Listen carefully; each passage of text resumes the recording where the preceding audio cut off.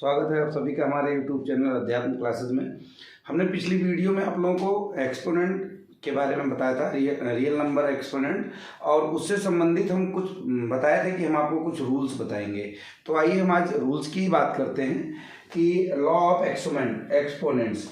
इसमें हमारे बड़े कॉमन से रूल होते हैं जो आप 7, 6, 7, 8 में भी थोड़ा बहुत इसके बारे में पढ़े होंगे, लेकिन इसके डीप नॉलेज आपको यहाँ पे हम जानकारी देंगे। ठीक है, तो देखिए सबसे पहली बात हम बात करते हैं कि देखिए पिछली वीडियो में बताए थे यहाँ पर ए क्या है, ये है बेस, क्या है बेस, और ये क्या है, ये है एक्सपोनेंट। यहाँ पर ए क्या है, बेस है। जब दो इंटीजर्स में दोनों इंटीजर्स का बेस समान हो तो इनकी जो एक्सपोनेंट होते हैं वो आपस में जुड़ जाते हैं। आप देखे भी होंगे और अभी हम आपको बता भी रहे हैं कि जैसे देखिए यहाँ पर ए है, यहाँ पर भी ए है, तो इसके पावर में क्या हो जाएगा, ए की पावर m और n आपस में क्या हो जाएंगे, ऐड हो जाएंगे। यही ये इसका पहला रूल है। सबसे पहली बात आपको ध्यान रखना, बेस समान होना चाहिए, बेस समान होना चाहिए, तभी ये रूल, तभी ये लॉ आपका फॉलो होगा। चलिए इस पे हम कुछ एग्जाम्पल कराते हैं, आपको समझ में आएगा। जैसे 5 की पावर 3 मल्टीप्लाई बाई 5 की पावर 2। देखिए हम बात करते हैं, हमने क्या बोला, बेस समान होना चाहिए, तो आप लिख सकते हैं 5 और पावर में हो जाएगा 3 + 2, क्या हो जाएगा 3 + 2। तो अगर हम इसके मान की बात करें, अगर हम इसका मान निकालेंगे वो इक्वल होगा इसके मान के, मतलब हो जाएगा 5 की पावर 5। जो मान इसका आएगा, जो वैल्यू इसकी आएगी, वही वैल्यू इसकी आएगी। इस रूल का ही मतलब होता है। ये रूल आपको बड़े बड़े जो इक्वेशंस होते हैं उनको सॉल्व करने के काम आता है। अभी तो यहाँ से आप वैल्यू निकाल सकते हैं, इसको लिख सकते हैं 5 × 5 × 5 × 5 × 5। और आपको हमने पिछली वीडियो में बताया था कि अगर कोई भी नंबर लिखे हो, कोई भी नंबर लिखा हो, अगर उस पर कोई भी पावर नहीं दी हुई है तो 1 पावर मैंडेटरी होती है, 1 पावर रहती है। जैसे ही किसी भी नंबर्स पे पावर देखिए 1 है, लिखी नहीं जाती लेकिन 1 है, लेकिन जैसे ही इसके पावर 0 हो जाएगा, कोई भी नंबर हो, इवन कोई भी नंबर हो, जैसे ही उसकी पावर 0 होगा, उसका मान क्या हो जाएगा, 1 हो जाएगा। इट्स वेरी इंपॉर्टेंट, ये आपके लिए बहुत ही महत्वपूर्ण है, याद ध्यान रखना, और आपको याद रहना भी चाहिए। अगर ऐसे लिखा हुआ है, कोई भी ऐसा इंटीजर दिया हुआ है, पॉजिटिव इंटीजर, और उसकी लिखा है a की पावर 0, आप समझिए इसका मान क्या है, 1 है। क्या है, 1 है। तो ये चीज आपको दिमाग में रखने की जरूरत है कि अगर कोई भी नंबर रखा हुआ है, लिखा हुआ है कोई नंबर, और उसकी पावर में अगर कोई बड़ी पावर नहीं दी हुई है तो 1 उस पे होता है, जो कि हम लिखते नहीं हैं। और ध्यान रखना, अगर 1 ना होकर के 0 होगा तो कितनी बड़ी भी संख्या हो, मैं कह रहा हूँ 2, 3, 8, इसकी पावर में आप जैसे 0 करोगे, इसका मान क्या हो जाएगा, 1 हो जाएगा। ठीक, तो उम्मीद करते हैं कि आपको ये रूल, पहला रूल समझ में आया होगा, जिसमें मैंने बताया कि बेस क्या होना चाहिए, समान होना चाहिए, तब उसके एक्सपोनेंट आपस में ऐड हो जाते हैं। जब बेस समान होगा तो उसके एक्सपोनेंट आपस में ऐड हो जाते हैं। ठीक है, अब देखिए दूसरे रूल की बात करते हैं। दूसरे रूल की बात करते हैं,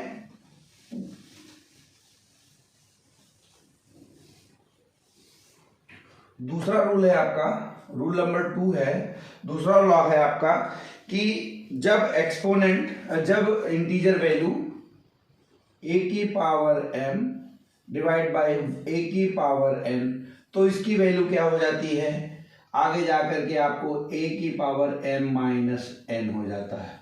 ये आपका उत्तर होता है। जब ऐसे दिया हो तो इसको हम ऐसे भी लिख सकते हैं। अब क्यों लिख सकते हैं, इसके पहले आपको पिछली वीडियो में बताना था मेरे को, मैं एक्चुअली वो मिस कर गया था। जैसे देखिए 2 की पावर -3 है, क्या है, 2 की पावर -3, तो इसको आप लिख सकते हैं 1/2 की पावर 3, और अगर इसके पावर में 3 लिख दोगे तो कोई फर्क नहीं आएगा, इसका लिख दोगे 1/2 मल्टीप्लाई बाई 1/2 मल्टीप्लाई बाई 1/2। इसका मतलब 2 की पावर -3 की वैल्यू क्या आ गई 1/8।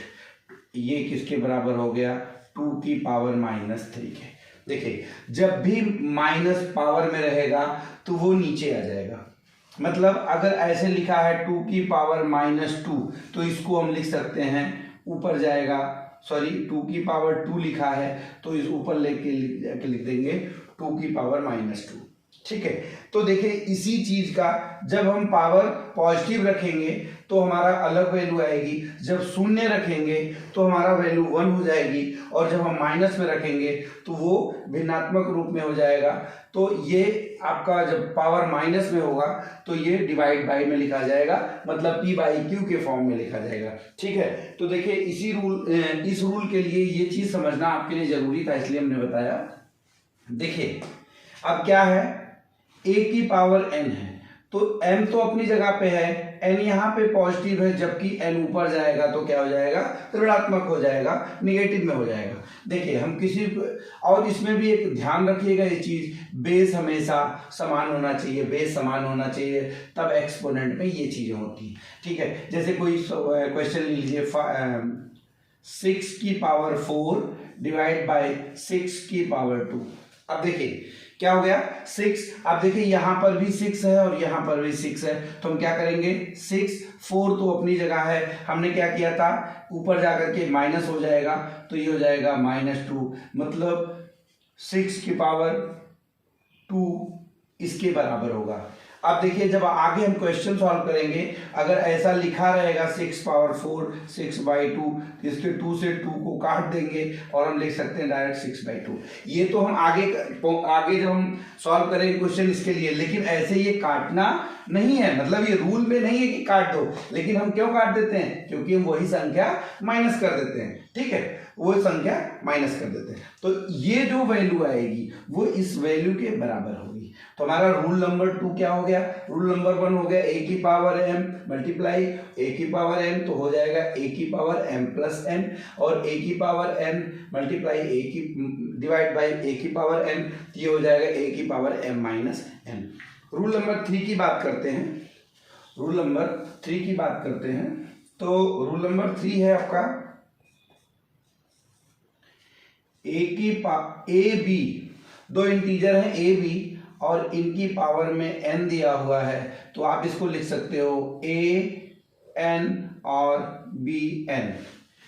क्या लिख सकते हो a n b n। चलिए डायरेक्ट हम इसके रूल की बात कर लेते हैं, डायरेक्ट हम इसके रूल की बात कर लेते हैं। जैसे a मान लीजिए a का मान क्या है, दोनों के बिटवीन टू इंटीजर्स कौन सा साइन होता है मल्टीप्लिकेशन का होता है। तो a का मान अगर हम 3 ले लेते हैं और b का मान अगर हम 2 ले लेते हैं तो हम लिखते हैं इसको 3 × 2 की पावर, और n का मान अगर 2 ले लेते हैं तो n बराबर भी 2 हो गया तो 2 आ जाएगा।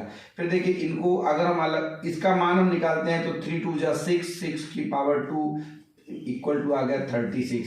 इसी को हम ओपन करते हैं 3 की पावर 2 इंटू 2 की पावर 2। ठीक है, इसको ओपन करते हैं 3 3 जा 9 प्लस 2 2 जा 4। देखिए इसकी वैल्यू क्या आ गई 36। कहने का मतलब ये है अगर दो इंटीजर एक साथ लिखे हों, बीच में उनके मल्टीप्लिकेशन की साइन हो और उनकी पावर में n हो, तो उसको ऐसे भी हम अलग अलग करके लिख सकते हैं। और ये रूल हमारे कोई भी बड़ी संख्या लिखी हुई हो उसको तोड़ने के लिए किया जाता है। जैसे आज लिखा है 6 × 4 की पावर n, तो आप अगर 6 × 4 की पावर 2 कर दिया, अगर आप इसको 24 कर दोगे तो 24 का स्क्वायर थोड़ा सा याद करना आसान होता है, लेकिन अगर आप इसे लिख दोगे 6 का स्क्वायर और 4 का स्क्वायर तो ये चीज़ें बड़ी आसान होती हैं। ये क्वेश्चन को आसान करने के लिए ये लॉ जो बने होते हैं वो क्वेश्चन को आसान करने के लिए होते हैं। ठीक है, रूल नंबर 4 की बात करते हैं हम, रूल नंबर 4 की बात करते हैं। रूल नंबर 4 में क्या होगा, a की पावर n के होल पावर में m दिया हुआ है। क्या है, a की पावर n के होल पावर में m दिया हुआ है, इसको लिख सकते हैं, ये ऊपर अंदर आकर के मल्टीप्लाई हो जाएगा n की पावर m, ये हो जाएगा a की पावर mn।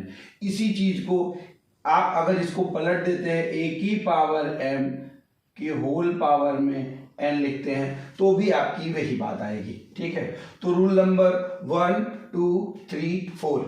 अब हम इन सारे लॉज को जब याद रख कर लेंगे तो आगे हम इसकी प्रश्नावली जो कि आर डी शर्मा में दी हुई है, एक एक लेवल का क्वेश्चन उसमें दिया हुआ है, उसको हम करवाएंगे आपसे। तो अभी हम ये उम्मीद करते हैं हमने जो ये चारों लॉ आपको बताए हैं एक्सपोनेंट के, ये आपको समझ में आए होंगे। और अगले हम वीडियो में आपको इससे संबंधित और भी क्वेश्चन करवाएंगे। ये क्वेश्चन जो होंगे पहले इजी क्वेश्चन कराएंगे, फिर मॉडरेट कराएंगे, उसी हिसाब से फिर टफ क्वेश्चन आगे कराएंगे। तो उम्मीद करते हैं हम जो ये आपको समझाएं आपको समझ में आया होगा। आप हमारे चैनल से बने रहिए, हम आपको आगे और भी चीज़ें जो कि इम्पोर्टेंट होगी आगे 9th और 10th के लिए, आगे की क्लासों के लिए, उसको हम कराते रहेंगे। धन्यवाद।